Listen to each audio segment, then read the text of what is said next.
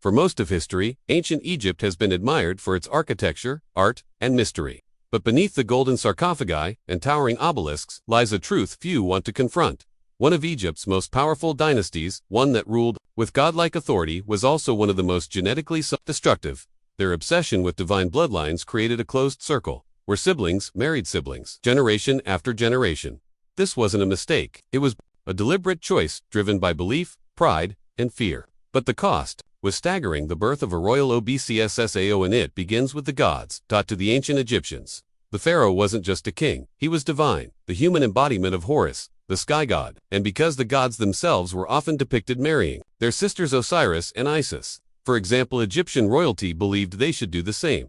This divine model of sibling marriage wasn't symbolic, it was practiced ruthlessly. Starting as early as the 18th dynasty, Egyptian pharaohs like Thutmose, Akhenaten, and even Tutankhamun married their own sisters, and sometimes even their daughters. Why? Because marrying outside the royal family meant diluting the blood of the gods. To the court, this was heresy. But in truth, this obsession with purity was not sacred, it was dangerous. The house of Akhenaten love, faith, and no Egyptian ruler symbolizes this danger more than Akhenaten, the so-called heretic pharaoh. Changed Egypt's religion, abandoned old gods, and declared that only Aten the sun was divine. He even built a new capital city. But perhaps his most controversial legacy wasn't religious, it was genetic. Akhenaten married his own sister, likely Nefertiti, or a sibling just as close.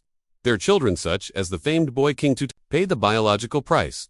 And the damage was visible. Tutankhamun, the fragile boy Kianji. When Tutankhamun's tomb was discovered in 1922, it seemed a miracle, untouched by looters, filled with gold.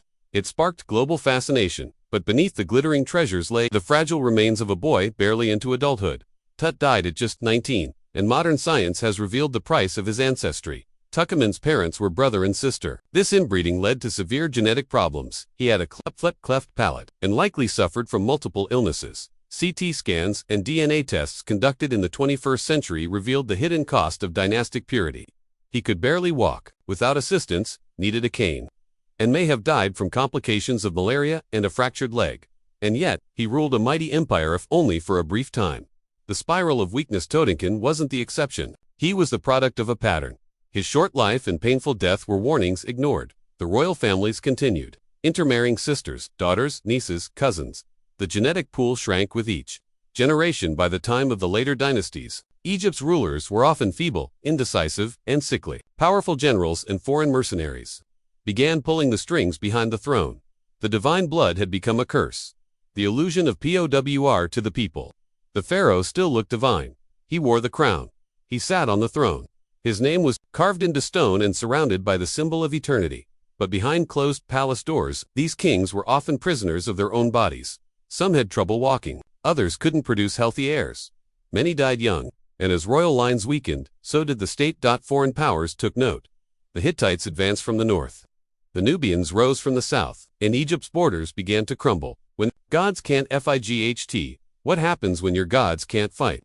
That's what Egypt faced. A kingdom that once marched armies across the Levant, now struggled to defend its capital. Gold that once funded temples now paid off invaders. And pharaohs once feared as gods were now buried in shallow tombs, forgotten in time. The divine family line had broken not in one day, but in silence, over generations. Each inbred child, each diseased heir, another crack in the empire's armor. The foreign PHROHS. Eventually, Egypt's throne was so weakened, it was taken over by outsiders, Libyan warlords, Nubian kings, Persian emperors, and finally, the Greeks under Alexander the Great. Egypt, once the most powerful kingdom in the ancient world, had lost control of its own crown. Its sacred bloodline had become its greatest vulnerability. Even Cleopatra, perhaps the most famous Egyptian queen of all time, wasn't ethnically Egyptian. She was Greek. The dynasty she ruled came from Macedonia, not Thebes. Egypt was now ruled by those who had never set foot in its deserts until they came to conquer. Science confirms the CIOs to modern science has filled in the blanks that history left behind. DNA testing of royal mummies has confirmed long-standing suspicions. Inbreeding wasn't rare, it was policy. King Amenhotep III and Queen Tai were cousins. Their son Akhenaten married his own sister. Their son was Tutankhamun, and he married his half-sister. One generation after another compounded the damage. No fresh blood, no new strength, just the echo chamber of royalty breeding itself into extinction. A tragedy in GOLD. The tragedy of Egypt's most inbred dynasty is this: they believed they were preserving power, but they were actually destroying it. They believed divine blood could protect them, but it poisoned them. They thought gods didn't bleed, but their children did, and their empire bled with them. The gold and glory may have dazzled the world, but behind every jewel was a broken body. Behind every statue, a fading line of fragile kings. Lessons from the DAD history often praises Egypt's greatness. And rightly so, but the story of its royal bloodline is a warning. Power, when hoarded, turns toxic. Purity, when obsessed over, becomes dangerous. And when love is reduced to breeding between siblings, the gods themselves turn away. No empire, no matter how divine it claims to be, can survive without humility, wisdom, and fresh life. Epilogue. The mute mummies. Akhenaten Day. We walk through the halls of Egyptian museums, staring at mummies. Behind glass. Their skin dried, their bones twisted, their secrets almost lost. But modern science has let them speak again. Not with words, but with DNA. And what they tell us is this: the greatest threat to power isn't the enemy outside. It's the decay from within.